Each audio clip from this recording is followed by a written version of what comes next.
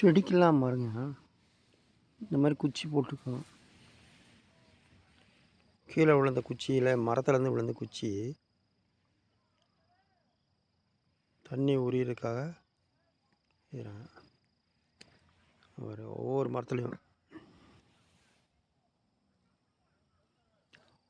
மரத்துலேயும் இதே மாதிரி வேர் போடப்பட்டுள்ளது.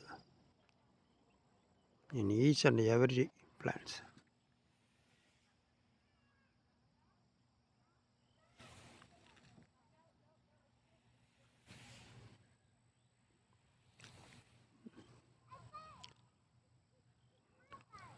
தண்ணி நிற்கணும்னு சொல்லிட்டுருக்காக, செடி மரம் காஞ்சிடக்கூடாதுங்கிறதுக்காக இந்த மாதிரி கீழே விழுந்த